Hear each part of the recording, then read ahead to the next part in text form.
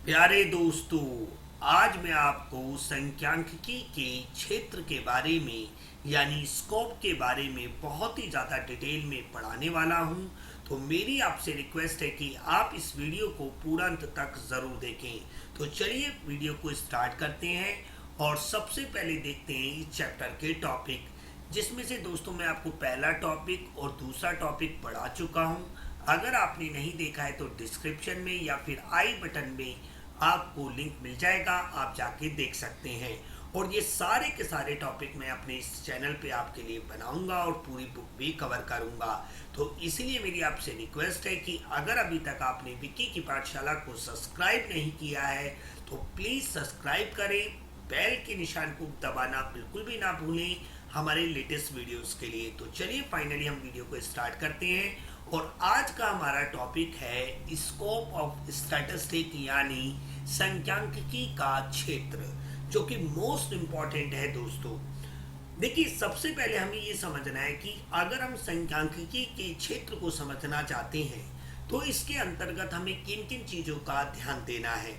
तो देखिए, नंबर 1 पे आपको समझना है नेचर ऑफ स्टैटिस्टिक यानी संख्यांकिकी की प्रगति। इसके बाद आपने इसकी विषय वस्तु को समझना है यानी संख्यांकिकी की विषय वस्तु यानी subject matter of statistic. Then आपने देखना है संख्यांकिकी की सीमाएं यानी लिमिटेशंस ऑफ स्टैटिस्टिक। अगर ये तीनों चीजें आप समझ लेते हैं तो आप संख्यांकिकी के क्षेत्र यानी उसके स्कोप को बहुत अच्छी तरीके से समझ जाएंगे। तो चलिए एक एक करके आपको तीनों चीजें पूरा विस्तार पूर्वक मैं आपको समझाता हूं। बस दोस्तों, आपसे रिक्वेस्ट है वीडियो में अंत तक बने रहे। वीडियो लंबा जरूर होगा बट आपके काम का बहुत ही ज्यादा होगा। और दोनों पहले की जो वीडियो है अगर आप देखने के बाद इस वीडियो को देखेंगे तो आपको और भी ज्यादा समझ में आएगा दोस्तों। तो देखिए, संख्यांकिकी क्या है। संख्यांकिकी जो है, अगर आप इसको कहें तो ये विज्ञान भी है और ये कला भी है। अब ये विज्ञान कैसे है, ये कला कैसे है, इसी चीज को अब हम समझेंगे। क्योंकि नेचर ऑफ स्टैटिस्टिक का मतलब यही है मेरे दोस्तों कि जो संख्यांकिकी हमारा विषय है ये एक विज्ञान है या फिर एक कला है। तो ये दोनों में से कौन सा है, इसको मैं अब आपको ढंग से समझाता हूं। देखिए, आप एक क्वेश्चन है हमारा, एक प्रश्न हमेशा रहता है, ये मूल प्रश्न रहता है कि जो संख्यांकिकी है ये विज्ञान है या कला है, यानी ये साइंस है या आर्ट है। अब दोनों में से कौन सी है। तो एक एक बहुत बड़े अर्थशास्त्री रहे प्रोफेसर टिपेट, उन्होंने इसका बिल्कुल सही आंसर दिया कि professor Tippett has rightly observed that statistics is both a science as well as an art। यानी प्रोफेसर टिफिट ने ठीक कहा कि जो संख्यांकिकी है ये विज्ञान और कला दोनों है। अब उन्होंने ये कहा कि ना तो ये साइंस है और ना ही ये कला है, ये दोनों है। मतलब संख्यांकिकी हमारा विज्ञान भी है और संख्यांकिकी हमारा कला भी है, ऐसा कहना था किसका, प्रोफेसर टिपेट का। तो ये जो स्टेटमेंट यहाँ पे लिख रखी है, अगर आप एग्जाम में लिख देते हैं, अगर नेचर आता है संख्यांकिकी का, तो यकीन मानिए दोस्तों आपको ज्यादा नंबर मिलेंगे। तो इन अर्थशास्त्री का आपको नाम याद रखना है, प्रोफेसर टिफिट ने ऐसा कहा था। अब उन्होंने ऐसा क्यों कहा था, उसके पीछे का वैलिड रीजन क्या दिया था।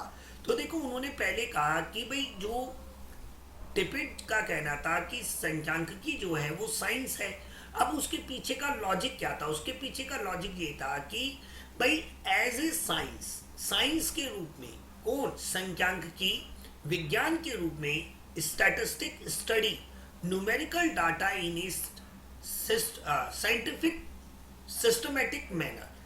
आपने देखा है कि जब भी हम किसी निष्कर्ष को निकालने के लिए या तुलना करने के लिए हम न्यूमेरिकल डाटा को प्राप्त करते हैं तो हम सबसे पहले क्या करते हैं, हम पहले आंकड़ों का संकलन करते हैं, फिर उनका व्यवस्थीकरण करते हैं, फिर प्रस्तुतिकरण करते हैं, देन हम क्या करते हैं, विश्लेषण करते हैं और लास्ट में जाके हम उसकी व्याख्या करते हैं। सबसे पहले हम कलेक्शन करते हैं, फिर ऑर्गेनाइजेशन करते हैं, फिर प्रेजेंटेशन करते हैं, फिर एनालाइज करते हैं और लास्ट में हम इंटरप्रेट कर देते हैं। यानी 5 स्टेप बाय स्टेप, देख रहे हो आप कि सिस्टमेटिकली स्टेप बाय स्टेप। तो साइंस कोई भी विषय हो सकता है जो क्रमबद्ध रूप से चले, यानी सिस्टमेटिकली ढंग से चले, व्यवस्थित रूप से चले। तो यहाँ पे हिंदी में भी लिख रखा है कि एक विज्ञान के रूप में संख्यांकिकी वैज्ञानिक व्यवस्थित तरीके से संख्यात्मक डेटा का अध्ययन करती है। पहले हम आंकड़ों का संकलन करते हैं, फिर व्यवस्थीकरण करते हैं, फिर प्रस्तुतिकरण करते हैं, फिर विश्लेषण करते हैं और लास्ट में हम जाके उसकी व्याख्या करते हैं और कुछ निष्कर्ष या फिर कुछ तुलना हम करते हैं जो कि हमारी किसी आर्थिक समस्या को सुलझाने में हमारी मदद करती है दोस्तों। तो देखिए, आप ये समझिए कि प्रोफेसर टिपिट ने साइंस को यानी संख्यांकिकी को विज्ञान इसीलिए कहा क्योंकि हम विज्ञान में जितने भी न्यूमेरिकल डाटा होता है, जो न्यूमेरिकल यानी संख्यात्मक आंकड़े होते हैं, उन्हें एक सिस्टमेटिकली ढंग से हम उसकी स्टडी करते हैं, स्टेप बाय स्टेप करते हैं दोस्तों। दूसरी बात, इन्होंने संख्यांकिकी को कला इसलिए कहा क्योंकि स्टैटिस्टिक, देखिए यहाँ पे लिखा है as an art statistic relates to quantitative data to the real life problem. यानी जैसे कि फॉर एग्जांपल भारत में बेरोजगारी बढ़ रही है और भारत सरकार ये जानना चाहती है कि आखिर बेरोजगारी बढ़ने के पीछे के क्या मुख्य कारण हैं। तो भारत सरकार क्या कर सकती है, संख्यांकिकी की मदद ले सकती है। वो जाके पहले जो भी बेरोजगारी के आंकड़े हैं उनका संकलन करेगी, फिर व्यवस्थीकरण करेगी, फिर प्रस्तुतिकरण करेगी एंड देन उन साइंस का इस्तेमाल करके फिर उन आंकड़ों को लेकर उनका कंपैरिजन करके और कुछ निष्कर्ष निकाल के जो बेरोजगारी की समस्या भारत में फैलती जा रही है उसको सॉल्व करने की कोशिश करेगी। यानी मेरे दोस्तों, ये कहना है कि जो संख्यांकिकी है जो कि एक साइंस है, अगर उस साइंस से हम अपने दिन प्रतिदिन की समस्याओं को सुलझाए, अगर हम सुलझाए तो वो हमारी क्या हो जाती है, आर्ट हो जाती है। जैसे इस समय अगर आप एक 11th क्लास में हैं और आप संख्यांकिकी के विद्यार्थी हैं तो आप संख्यांकिकी का पहला चैप्टर समझ रहे हैं कि भाई अर्थशास्त्र क्या है, फिर संख्यांकिकी क्या है, फिर उसका विशेष क्षेत्र आप देख रहे हैं। स्टेप बाय स्टेप आप संख्यांकिकी को सीखते जा रहे हैं। जब आप संख्यांकिकी सीख जाओगे फिर आप अपने डे टू डे लाइफ की या इस समाज की समस्याओं को अपने ज्ञान के माध्यम से सुलझाने की कोशिश करोगे, तब आप संख्यांकिकी का प्रयोग एज ए आर्ट करोगे। अभी इसको और अच्छी तरीके से समझाऊंगा। एक कला के रूप में संख्यांकिकी वास्तविक जीवन की समस्याओं के लिए मात्रात्मक डेटा से संबंधित है। यानी जो हम संख्यांकिकी, जो हमारे टूल्स हैं संख्यांकिकी के, जब उनका प्रयोग हम डे टू डे लाइफ या रियल लाइफ को सॉल्व करने के लिए करते हैं तब ये कला के रूप में बन जाती है। इसे और अच्छी तरीके से मैं भी आपको आगे समझाऊंगा। अब देखिए दोस्तों, इस लाइन डायग्राम से आप और अच्छी तरीके से समझ जाएंगे कि संख्यांकिकी क्या है हमारा। ये विज्ञान भी है, ये कला भी है। अब विज्ञान क्यों कहा गया, क्योंकि ये एक क्रमबद्ध प्रक्रिया है। यानी अगर आप किन्हीं भी आर्थिक समस्या को सुलझाना चाहते हैं, उसकी तुलना करना चाहते हैं या उसका निष्कर्ष निकालना चाहते हैं, तो आप मतलब जो संख्यांकिकी है उसकी जो स्टेजेस है वो स्टेप बाय स्टेप आप स्टडी करेंगे कि पहले कलेक्शन करेंगे, फिर ऑर्गेनाइजेशन करेंगे, फिर आप उसका प्रेजेंटेशन करेंगे, फिर एनालिसिस करेंगे और लास्ट में इंटरप्रिटेशन करेंगे। यानी वो एक सिस्टमेटिक प्रोसेस है। मेरी बात समझ आ रही है। दूसरी बात दोस्तों, कॉज एंड रिजल्ट, मतलब आपको पता है कि अगर आपने जो कलेक्शन है वो ढंग से नहीं किया या उसका ऑर्गेनाइजेशन अच्छा नहीं किया तो प्रेजेंटेशन अच्छा नहीं होगा, तो कॉज एंड रिजल्ट भी इफेक्ट करता है। आपको ये बात पता है। तो संख्यांकिकी को विज्ञान इसलिए कहा गया है क्योंकि संख्यांकिकी का जब हम अध्ययन करते हैं, जब हम इसकी स्टडी करते हैं तो हमें क्रमबद्ध रूप से उसकी स्टडी करना पड़ता है और ये भी पता है कि अगर आप आंकड़ों का संकलन करना नहीं सीखे और सीधे ही आप उनको व्यवस्थित करोगे तो आप व्यवस्थित अच्छी तरीके से नहीं कर पाएंगे। तो कॉज एंड रिजल्ट इफेक्ट करता है दोस्तों यहाँ पे। तो ये दो वैलिड रीजन है जिसके वजह से आप कह सकते हैं कि संख्यांकिकी हमारा एक विज्ञान है। दूसरी बात दोस्तों, इसे कला क्यों कहा गया है? क्योंकि हम उन्हीं क्वांटिटेटिव डाटा को, जैसे कि भारत में बेरोजगारी की समस्या हो, भारत में जीडीपी गिरने की समस्या हो, भारत के जो सरकारी उद्योग हैं उनका खराब प्रदर्शन हो, या भारत का जो रियल एस्टेट है उसका नीचे डिक्लाइन करने की बात हो, या भारत में जो भी कहते हैं छात्र हैं उनके करियर से रिलेटेड बात हो, तो भारत में किसी भी आर्थिक समस्या, कोई भी आर्थिक समस्या को सुलझाने के लिए, उसे समझने के लिए, या उसकी तुलना करने के लिए, या उसका निष्कर्ष निकालने के लिए, जब हम इन्हीं क्वांटिटेटिव डाटा को हम अपनी रियल लाइफ की प्रॉब्लम को सॉल्व करने के लिए करते हैं, तब हमारा संख्यांकिकी एक कला के रूप में बदल जाता है। तो दोस्तों, अगर एग्जाम में इसका नेचर आता है तो आप ये डायग्राम अपने पेन से एज इट इज बना देना, आपको वेरी गुड भी मिलेगा दोस्तों। आपके टीचर्स खुश हो जाएंगे क्योंकि ये बहुत ही सिस्टमेटिकली ढंग से मैंने इसको डिज़ाइन किया है। तो दोस्तों, अगर आपको मेरी इकोनॉमिक्स समझ आती है और आपको ये सीरीज अच्छी लग रही है तो मेरी आपसे रिक्वेस्ट है कि आप इस वीडियो को लाइक करके मुझे मोटिवेट कर सकते हैं। तो चलिए स्टार्ट करते हैं, आगे बढ़ते हैं। आगे बढ़ते हैं। अब हम ये समझते हैं कि जो संख्यांकिकी है उसकी विषय वस्तु क्या है। विषय वस्तु यानी संख्यांकिकी में हम जानते हैं कि हम आंकड़ों का संकलन करते हैं, व्यवस्थीकरण करते हैं, फिर उसका प्रस्तुतिकरण करते हैं, फिर विश्लेषण करते हैं और लास्ट में हम उसकी व्याख्या करते हैं। तो अगर हम इन सारे स्टैटिस्टिक टूल्स को दो पार्ट में बांट दें, यानी इसकी विषय वस्तु को बांटें, तो दो हैं हमारी इसकी विषय वस्तु। एक है डिस्क्रिप्टिव स्टैटिस्टिक यानी वर्णनात्मक आंकड़े, यानी वर्णनात्मक संख्यांकिकी भी आप इतने कह सकते हैं या आंकड़े भी कह सकते हैं। एक है हमारे निष्कर्षात्मक आंकड़े, इसे आप निष्कर्षात्मक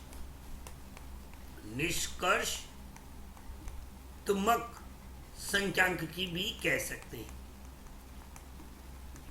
इसे आप निष्कर्षात्मक संख्यांकिकी कह सकते हैं और इसे आप वर्णनात्मक, इंग्लिश में इसे डिस्क्रिप्टिव स्टैट्स कहते हैं और इसे इन्फरेंशनल स्टैट्स कहते हैं। अब इन दोनों के बीच में डिफरेंस क्या है दोस्तों? अगर आप इन दोनों के बीच का डिफरेंस समझ गए, क्योंकि एग्जाम में पूछा ही जाता है दोस्तों, इनके बीच में डिफरेंस पूछ लेंगे आपसे कि वर्णनात्मक संख्यांकिकी क्या है या अनुमानित संख्यांकिकी क्या है, या इन दोनों के बीच में डिफरेंस क्या है। अगर आप इन दोनों के बीच के डिफरेंस को नहीं समझोगे तो फिर आगे के चैप्टर आपको समझ में नहीं आएंगे। तो मेरे साथ अंत तक बने रहें, तब आपको इसमें कोई भी प्रॉब्लम नहीं आएगी। सबसे पहले हम ये समझते हैं कि जो हमारी वर्णनात्मक संख्यांकिकी है, वर्णनात्मक संख्यांकिकी है, इसका मतलब क्या है। तो देखिए, इसके कुछ इंपॉर्टेंट पॉइंट्स हैं जिन्हें मैं आपको समझाता हूं कि वर्णनात्मक संख्यांकिकी उन सभी विधियों को प्रदर्शित करती है, उन सभी विधियों को, क्योंकि मैंने आपको बताया कि हमारी स्टैटिस्टिकल जो हमारे टूल्स हैं, जिसे आप संख्यांकिकी उपकरण कहते हैं या विधियां कहते हैं, तो भैया आपको ये पता है कि वर्णनात्मक संख्यांकिकी उन सभी विधियों को संदर्भित करती है यानी प्रदर्शित करती है जिनका उपयोग डाटा के संग्रह यानी कलेक्शन, प्रस्तुतिकरण यानी प्रेजेंटेशन के साथ साथ विश्लेषण के लिए किया जाता है। तो देखिए, हमारी 5 स्टैटिस्टिक स्टेजेस होती हैं। आप जानते हैं, नंबर 1 होता है हमारा कलेक्शन। कलेक्शन मतलब संकलन यानी एकीकरण, आप इसे एकीकरण भी कह सकते हैं। दूसरा होता है हमारा क्लासिफिकेशन, जिसे आप ऑर्गेनाइजेशन भी कह सकते हैं। ऑर्गेनाइजेशन यानी संगठन। संगठन के बाद होता है हमारा प्रेजेंटेशन। क्या होता है? प्रेजेंटेशन। तो ये 5 हमारे प्रेजेंटेशन होता है, प्रेजेंटेशन। फिर उसके बाद होता है हमारा एनालिसिस, ठीक है, और लास्ट में होता है हमारा इंटरप्रिटेशन। ठीक है, 5 हमारे स्टेजेस होती है। तो वर्णनात्मक संख्यांकिकी उन सभी विधियों को प्रदर्शित करती है जिनका उपयोग डाटा के संग्रहण यानी कलेक्शन के लिए किया जाता है, प्रस्तुतिकरण के लिए किया जाता है और एनालिसिस के लिए किया जाता है। बहुत ही सिंपल सी बात है, इसमें कुछ भी नहीं है।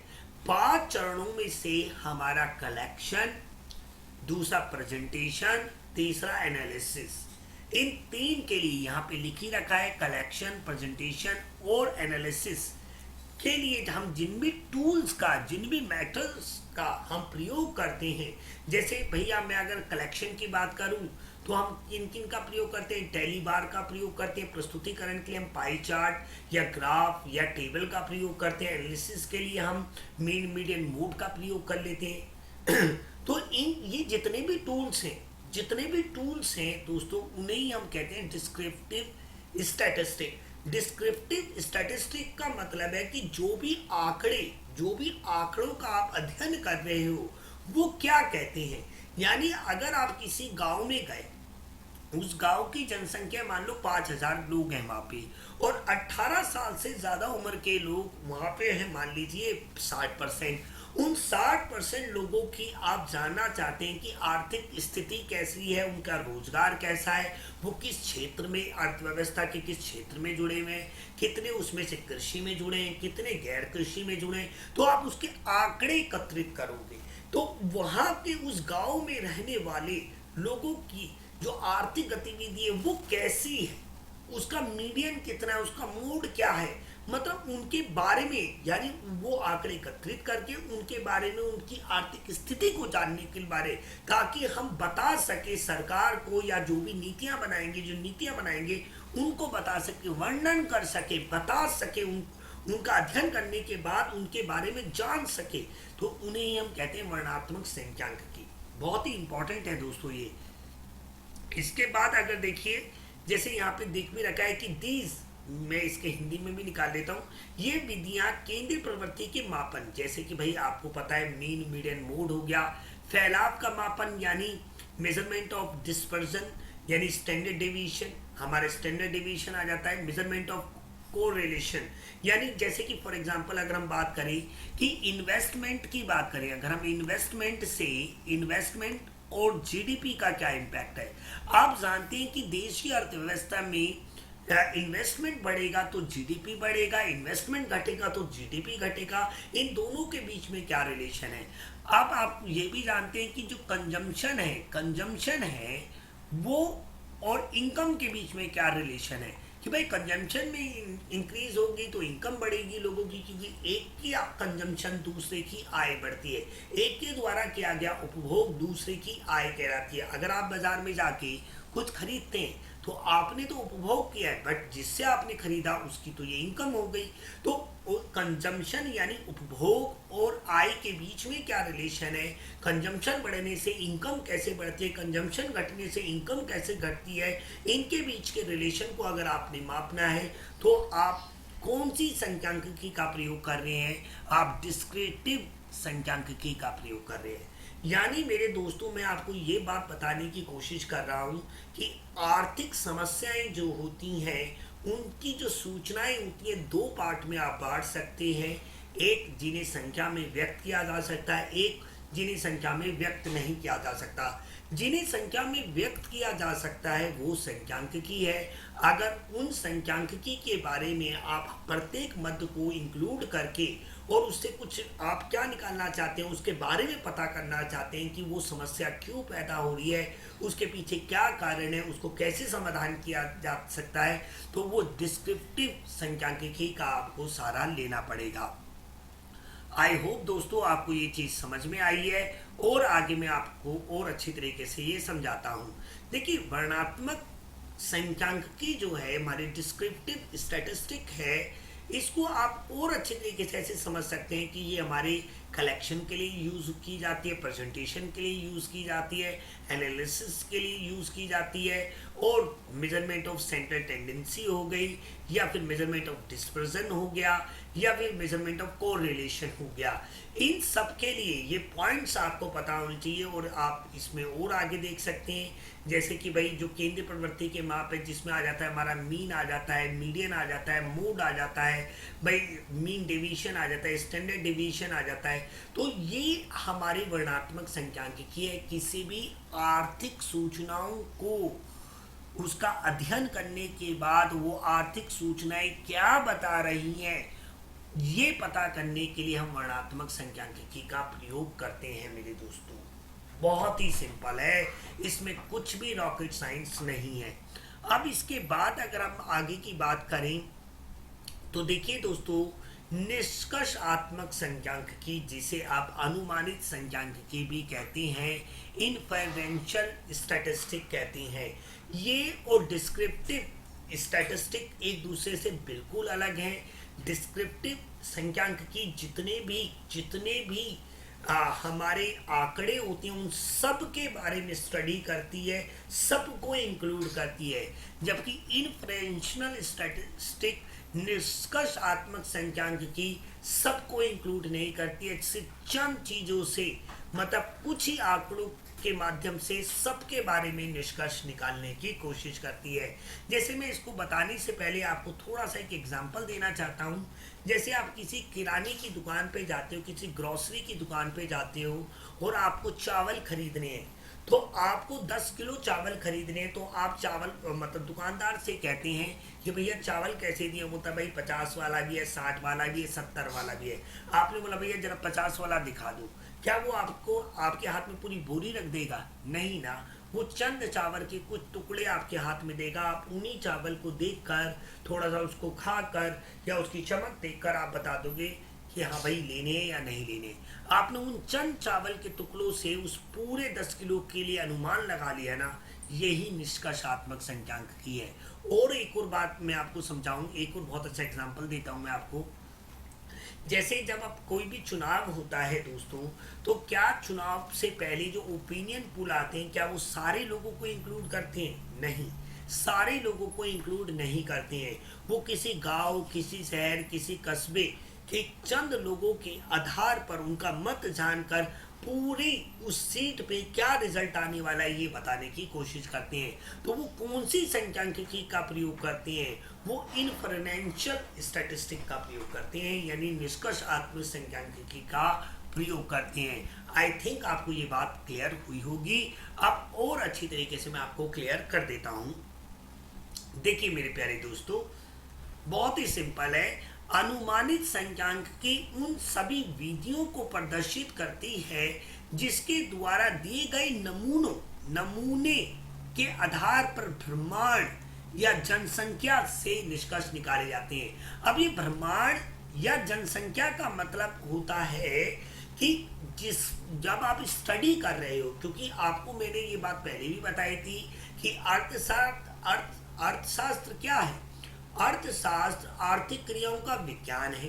तो संख्यांकिकी क्या है? संख्यांकिकी अर्थशास्त्र जो विज्ञान है उसकी प्रयोगशाला है, उसकी प्रयोगशाला है। तो प्रयोगशाला में जिसका हम प्रयोग करते हैं, जितने भी लोगों को जिसके बारे में हम निष्कर्ष निकाल रहे हैं, उन सभी की संख्या को हम ब्रह्मांड या जनसंख्या कह सकते हैं। इसको मैंने आगे लिख रखा है, आप जरा देख लीजिए।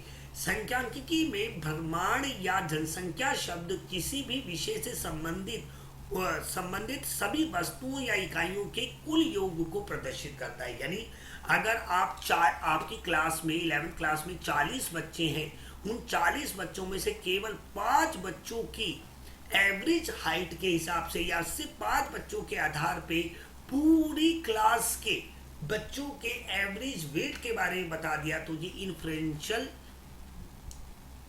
स्टैटिस्टिक है। और अगर हम 40 के 40 लोगों के बारे में इकट्ठा करके आंकड़े एकत्रित करके करते, तो फिर वो डिस्क्रिप्टिव स्टैटिस्टिक है दोस्तों। यहाँ पे सिर्फ सैंपल से ही बात की जाती है दोस्तों। ये बहुत ही यूजफुल है, क्योंकि हर वक्त सारे आंकड़ों को इंक्लूड करना पॉसिबल नहीं होता है। तो निष्कर्षात्मक संख्यांकिकी बहुत ही ज़्यादा यूज होती है। तो देखिए मैंने आपको ये बता ही दिया यहाँ पे influential statistics refers to all such methods by which conclusion are drawn relating to the universe or population on the basis of given sample. ये वर्ड गिवन सैंपल, किसी सैंपल के आधार पे, ठीक है। और ये सैंपल क्या होता है या ये यूनिवर्स क्या होता है, बाई ऑल आइटम्स और all unit related to any subject, ठीक है। इसे और अच्छी तरीके से आपको मैं आगे समझाता हूँ, आपको और बढ़िया समझ में आ जाएगा। तो देखिए ये मैंने समझा दिया, वो तो आपके पल्ले पड़ गया। अब हम समझते हैं कि भाई लिमिटेशंस क्या होती हैं। लिमिटेशन का मतलब होता है दोस्तों कमियां, खामियां, असुविधाएं, अगुण। मतलब जो संख्यांकिकी इतना महत्वपूर्ण विषय है, क्योंकि मैंने अभी आपको बताया कि अगर अर्थशास्त्र, अगर आर्थिक क्रियाओं का विज्ञान है तो संख्यांकिकी उस विज्ञान की प्रयोगशाला है। क्योंकि जितने भी अर्थशास्त्र में, भले वो समष्टि हो व्यष्टि हो, उसमें जितने भी आर्थिक सिद्धांत है, उन आर्थिक सिद्धांतों को वेरिफिकेशन करने के लिए या उनसे किसी डे टू डे लाइफ की समस्या को सॉल्व करने के लिए हमें आंकड़ों की जरूरत पड़ती है। और उन आंकड़ों का जो अध्ययन होता है वो प्रयोगशाला में होता है, यानी संख्यांकिकी के अंतर्गत होता है। बिना संख्यांकिकी के अर्थशास्त्र अधूरा है, आप ये मान लीजिए। संख्यांकिकी का सपोर्ट होना बहुत जरूरी है, क्योंकि दोस्तों अर्थशास्त्र में जो आर्थिक सिद्धांत होते हैं उनको समझने के लिए आपको, यानी वर्तमान स्थिति को समझने के लिए या वर्तमान आर्थिक समस्याओं को सुलझाने के लिए आपको संख्यांकिकी की जरूरत होती है। पर दोस्तों संख्यांकिकी इतना महत्वपूर्ण विषय होने के बाद भी इसकी कुछ ऐसी कमियां हैं, कुछ ऐसी खामी है, कुछ ऐसी असुविधा है जिन्हें दूर करना असंभव है दोस्तों। असंभव मतलब पॉसिबल ही नहीं है, आप ये समझिए। उनमें से दोस्तों ये कुछ मैंने यहाँ पे लिख रखी है। लिमिटेशंस ऑफ स्टैटिस्टिक, यानी statistic study of numerical facts only, केवल संख्यात्मक तत्वों का अध्ययन करता है। स्टडी ऑफ एग्रीगेट ओनली, केवल समग्र तत्वों का अध्ययन करता है। होमोजेनिटी ऑफ डाटा, यानी आंकड़ों में एक रूपता होनी बहुत ही जरूरी है, ये किसकी कमी है। रिजल्ट्स में प्रूव टू बी रॉन्ग, जो इसके परिणाम हैं वो गलत भी हो सकते हैं। Can be used only by the expert, केवल विशेषज्ञों के द्वारा ही प्रयोग किया जा सकता है। Results are true only on the average, जो इसके परिणाम होते हैं वो सिर्फ औसत दर्जे इसके मतलब सत्य साबित होते हैं। प्रोन टू मिसयूज, और दोस्तों इसका जो दुरुपयोग है ये तो बहुत ही ज़्यादा किया जाता है। अब एक एक करके हम इसकी लिमिटेशंस को पढ़ेंगे, क्योंकि दोस्तों लिमिटेशंस एग्जाम में पक्का आती है। आप जरा ध्यान से सुन लीजिए, एक संख्यांकिकी का क्या महत्व है और एक संख्यांकिकी की क्या सीमाएं हैं, ये एग्जाम में 100% पूछा जाता है। अब देखिए दोस्तों संख्यांकिकी जो है उसकी क्या लिमिटेशंस हैं। जो संख्यांकिकी है ऐसे तत्वों का अध्ययन करती है जिन्हें संख्यात्मक रूप में व्यक्त किया जा सकता है। तो इसकी पहली सबसे बड़ी कमी है, सबसे बड़ी कमी, क्योंकि देखिए अर्थशास्त्र में आर्थिक समस्याओं का अध्ययन किया जाता है और आर्थिक समस्याओं को आप मात्रात्मक और गुणात्मक में बांट सकते हैं। जो मात्रात्मक है उनकी तो स्टडी हम कर सकते हैं स्टैटिस्टिक में, बट जो गुणात्मक है उनकी स्टडी नहीं कर सकते हैं। तो पहली कमी यही हो जाती है कि study of numerical facts only, यानी केवल संख्यात्मक तत्वों का अध्ययन करती है, यानी बाकी किसी का नहीं करती। मतलब ये कहने वाली बात है गुणात्मक तत्वों का इसमें अध्ययन नहीं किया जा सकता। तो ये एक इसकी क्या हो गई है कमी। जैसे एग्जाम्पल अगर मैं आपको दूं, जैसे कि ईमानदारी कितनी है देश में, मित्रता कितने है, ज्ञान, स्वास्थ्य, देशभक्ति, न्याय, ठीक है। अगर देशभक्ति की भाई लोगों में भारत के प्रति कितनी देशभक्ति है, तो इसकी मेजरमेंट हम स्टैटिस्टिक में नहीं कर सकते। स्टैटिस्टिक में केवल और केवल क्वांटिटेटिव डाटा की स्टडी की जा सकती है, क्वालिटेटिव डाटा की स्टडी नहीं की जा सकती। तो it is first limitation of statistic. तो ये इसकी पहली लिमिटेशंस है दोस्तों। इसके बाद अगर हम देखें इसके बाद का अगर हम देखें कि स्टडी ऑफ एग्रीगेट्स ओनली, यानी केवल समूचे का अध्ययन करती है, यानी ये व्यक्ति विशेष की बात नहीं करती, यानी ये इंडिविजुअल की बात नहीं करती, ये हमेशा ग्रुप की बात करती है। यानी इसमें हमेशा ग्रुप की ही स्टडी की जाती है, इंडिविजुअल की स्टडी नहीं की जा सकती। यानी statistic study only the aggregates of quantitative facts, यानी संख्यांकिकी केवल मात्रात्मक तत्वों के योग का अध्ययन करती है, सिर्फ मात्रात्मक तत्वों के योग का अध्ययन करती है, किसी व्यक्ति विशेष के बारे में ये बात नहीं करती है। It does not study of statistic fact related to any particular unit, यानी किसी इंडिविजुअल से रिलेटेड बात नहीं करती है। जैसे यह किसी विशेष इकाई से संबंधित नहीं करती है ना। जैसे मैं इसका एग्जांपल दे देता हूं आपको, जैसे कि पिछले 10 साल में भारतीय क्रिकेट टीम ने का परफॉर्मेंस कैसा रहा, पूरे 11 खिलाड़ी जिसमें कोच भी है, टीम मैनेजमेंट भी है, बीसीसीआई भी है, सबकी बात कर रही है, बट उसमें एमएस धोनी का क्या योगदान रहा इसकी बात नहीं करेगी। यानी किसी एक पर्टिकुलर खिलाड़ी का क्या परफॉर्मेंस रहा ये बात नहीं करती है। जैसे फॉर एग्जांपल अगर हम स्टैटिस्टिक में आप 11th क्लास में हैं और आप ये जानना चाहते हैं कि संख्यांकिकी में जो 40 बच्चे हैं आपकी क्लास में, उनमें संख्यांकिकी के अंक कितने प्राप्त हुए, तो एवरेज बता देंगे कि भाई एवरेज इतने हुए, ये मीडियन है, ये मोड है, ये स्टैंडर्ड डिवीजन है। बट जो एक बच्चा जिसने टॉप किया स्टैट्स में, उसकी अवहेलना कर देगा, उसको नजरअंदाज कर देगा। तो ये पर्टिकुलर व्यक्ति की बात नहीं करता है, पर्टिकुलर यूनिट की बात नहीं करता है दोस्तों। दोस्तों ये बहुत इंपॉर्टेंट है कि डेटा की एक रूपता एक आवश्यक शर्त है।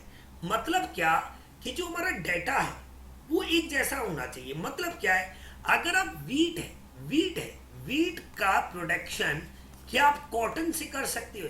क्या आप कॉटन से कर सकते हो? बिल्कुल भी नहीं कर सकते। वीट का जो यूनिट होती है वो अलग होती है और कॉटन की यूनिट अलग होती है। तो दोनों ही अलग अलग चीजें हैं दोस्तों, ये मैं कहना चाह रहा हूं। डेटा की तुलना करने के लिए यह एक आवश्यक शर्त है कि डेटा की आंकड़े गुणवत्ता में एक समान हो, यानी एक जैसी क्वांटिटी में होनी चाहिए, एक जैसी क्वांटिटी में होना चाहिए। और जो डाइवर्स क्वांटिटी के होते हैं, विविध गुणों वाले होते हैं, उनकी स्टडी हम इनमें नहीं कर सकते, उनमें हम इसकी स्टडी नहीं कर सकते। ये बात आपने याद रखनी है। एक और इसकी कमी आप ये कह सकते हैं कि जो results are true only on a average, परिणाम केवल औसत पर ही सही होते हैं। जो इसके परिणाम होते हैं वो औसत दर्जे के ही होते हैं, आप सटीक रूप से नहीं बता सकते, प्राकृतिक विज्ञान की तरह नहीं कह सकते। भाई ये भी एक प्रयोगशाला है। भौतिक विज्ञान जैसे कि हमारा रसायन विज्ञान है, उसमें जो परिणाम है सटीक आते हैं, ऐसा संख्यांकिकी में नहीं होता है, ज़्यादातर एवरेज ही आते हैं। ठीक है। अब जैसे ओपिनियन पोल में दिखाते हैं कि बीजेपी जीत रही है, कांग्रेस जीत रही है। हाँ भाई ऐसा हो भी सकता है कि बीजेपी जीत जाए, पर ऐसा होता है कि कोई दूसरी पार्टी भी जीत जाती है। ओपिनियन पोल में बीजेपी को जीतते हुए दिखा रहे थे, कांग्रेस को जीतते हुए दिखा रहे थे, पर उल्टा हुआ, आम आदमी पार्टी जीत गई। तो जरूरी नहीं है कि आपने जो स्टडी की वो 100% सही होगा। अधिकांश संख्यांकिकी निष्कर्ष केवल औसत रूप से ही सत्य होते हैं दोस्तों। ठीक है। और ये ब्राउन टेंडेंसी के होते हैं, ये केवल व्यापक प्रवृत्ति के होते हैं, मतलब कोई पूरा नहीं करते इसके। अब जरा देखिए कि संदर्भ के बिना परिणाम गलत साबित हो सकते हैं। यानी ये कभी कभी क्या करते हैं ना, अलग अलग कंडीशंस होती हैं। निष्कर्ष को ठीक ठीक समझने के लिए ये आवश्यक है कि जिन परिस्थितियों और शर्तों के तहत इन शर्तों को खींचा गया उनका अध्ययन भी जरूरी है। मतलब आप संख्यांकिकी, जैसे कि मान लो मैं आपको एग्जांपल देता हूँ, मान लीजिए एक टीम, एक फर्म ए है, एक फर्म बी है। इसने पहले साल 1,00,000 कमाए, इसने 3,000 कमाए, मान लो आप ऐसा मान लीजिए। अगले साल इसने 2,000 कमाए, इसने भी 2,000 कमाए। ठीक है। तीसरे साल इसने 3,000 कमाए और इसने 1,000 कमाए।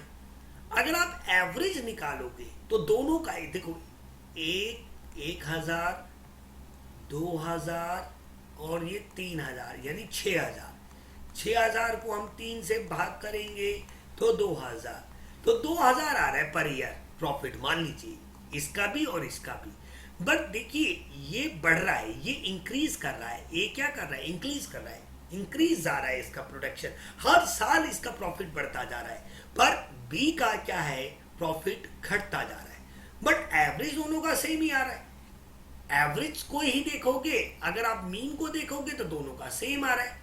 क्या ये सही है? नहीं। इसलिए दोस्तों हमें सारी चीजें को देखना पड़ता है, तभी हम सही निष्कर्ष पे पहुंच सकते हैं। तो ये बात आपको समझाने की कोशिश कर रहा हूं। Can be use only by the expert, केवल विशेषज्ञों के द्वारा ही इसका प्रयोग किया जा सकता है।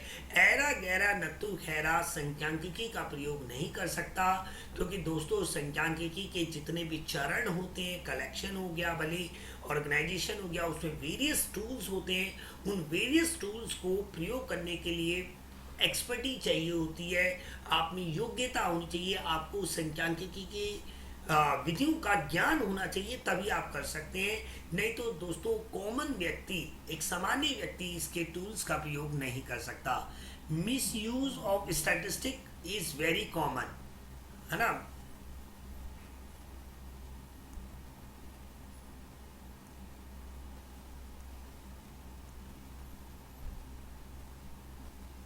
देखिए यहाँ पे ये दे ही रखा है, यहाँ पे देखिए कि misuse of statistic is very common, संख्यांकिकी का दुरुपयोग एक आम बात है। पूर्व तैयार निष्कर्ष ये मैंने आपको बता ही दिया, ये शायद गलत पॉइंट आ गया इसमें। देखिए ये चीज, ये पॉइंट किसी और के आ गए, कोई बात नहीं दोस्तों। ये इनका नाम है यल, इनका नाम है यल और इनका नाम है कैंडल, इनका नाम है कैंडल। इन दोनों ने, ये दो बहुत ही महान मतलब साइंटिस्ट, सॉरी इकोनॉमिस्ट रहे हैं। इन्होंने क्या कहा है एक्सपर्ट वाली बात में, देखिए इनकी डेफिनेशन से आपको बहुत समझ में आ जाएगा। यूल और कैंडल के शब्दों में संख्यांकिकी विधियों का एक अनुभवहीन के हाथ में सबसे खतरनाक उपकरण है। मतलब एक्सपर्ट व्यक्ति तो इससे बहुत ही अच्छी तरीके से प्रयोग कर सकते हैं, बट जो व्यक्ति अनुहीन है, एक्सपर्ट नहीं है, वो इसका दुरुपयोग कर सकता है, यानी बहुत घातक सिद्ध हो सकता है। ये इसके पॉइंट थे और इसका प्रयोग देखिए, ये पॉइंट्स इधर से उधर हो गए। संख्यांकिकी का प्रयोग केवल वही व्यक्ति कर सकते हैं जिन्हें संख्यांकिकी विधियों का ज्ञान है, ठीक है। और इसके बाद जो लोग उन विधियों के अभिज्ञ है, इनको विवेकशील तरीके से नहीं कर सकते। तो दोस्तों ये थोड़ा सा पॉइंट लास्ट में गलत हो गया, बट कोई बात नहीं, आपको आई थिंक समझ में आया होगा। अगर दोस्तों आज का वीडियो आपको अच्छा लगा है तो प्लीज़ दोस्तों वीडियो को लाइक करके, चैनल को सब्सक्राइब करके हमें ज़रूर मोटिवेट करें। और दोस्तों आपके मन में कोई डाउट है या कि आपके पास कोई सोल्यूशन है, आप मुझे कमेंट में लिखें, मैं ज़रूर कोशिश करूँगा। मिलते हैं अगले वीडियो में। जय हिंद, जय भारत।